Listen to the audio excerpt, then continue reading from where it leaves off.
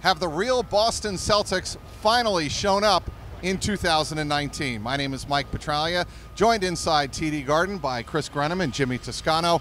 This Garden Report is brought to you by the great folks at 1-in-100. Go to 1in100.co now and register for your chance to win killer Bruins and Celtics tickets, as well as a chance to win in a raffle tickets to the Patriots and Chargers divisional playoff game. Big one.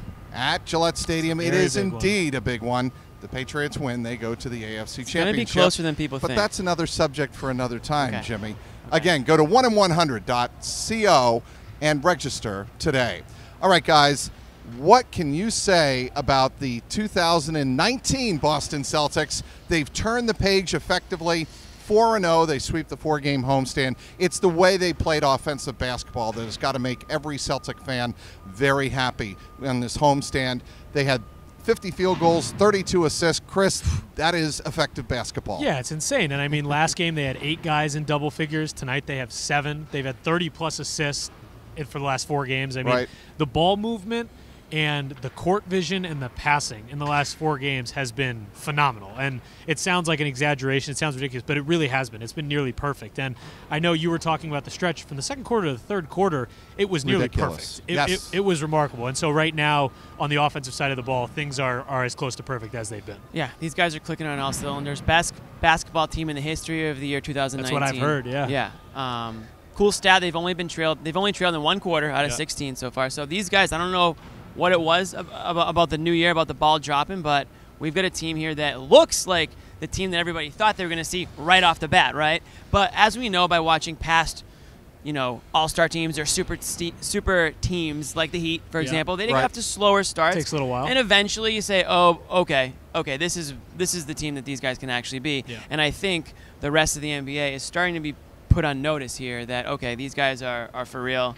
They've played with each other long enough now where they know when to make that pass, they know when to take the shot, and as Kyrie Irving said after the game, they just are making shots now. So those assist numbers are going to jump up when those shots fall. So that's kind of why you saw that. Going old school on you, I think the mid-'90s Rockets were like that. They really didn't care until the end of the regular season, and then they got their groove on and got ready for the playoffs and, of course, won those back-to-back titles. Yeah. What I thought was interesting in the locker room after that 135-108 stomping of Indiana here on Wednesday night were the comments from Kyrie Irving about admitting that there was some crap that needed to be addressed in that locker room after the Bucks. And I am cleaning it up, of course. But certainly he admitted it. He acknowledged it. There was some stuff that had to be addressed among the players.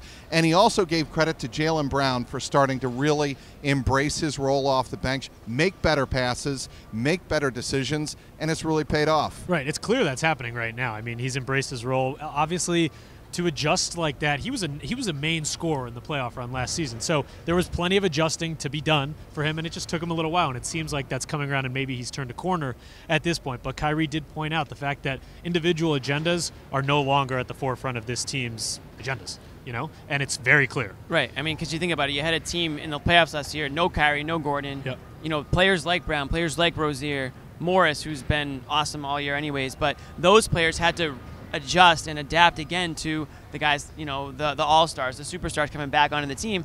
They had to find their roles. It took a little bit longer than people had wanted or that the team had wanted, but over time you start to fit into where you belong, and I think that's what's happening now for sure. And a game against the Pacers, especially, before a back-to-back game, you look at the box score, only one player played more than 26 minutes, and that was Jaylen Brown tonight. So you're going to have guys. Gold. That's huge for tomorrow against a Miami team that always puts up a good fight against you. So to have guys more rested than you didn't have to send Kyrie out there for 35 or whoever it may be. You've got guys coming in on the second night that are going to be more rested than usual.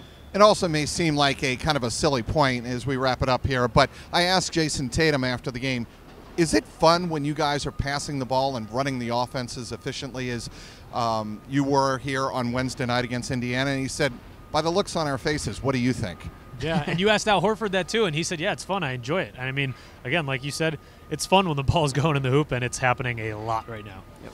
I think confidence is really the key to this Celtics team, and they're playing with a ton of it right now. A 4-game win streak, sweeping the homestand. These 2019 Celtics so far are as good as they were advertised at the beginning of the season. This Garden Report has been brought to you by 1-in-100. Go to 1in100.co now and register for your chance to win killer Bruins and Celtics tickets, as well as a chance to win in a raffle tickets to the Patriots-Chargers divisional round playoff game at Gillette Stadium this Sunday. Again, go to 1in100.co and register today.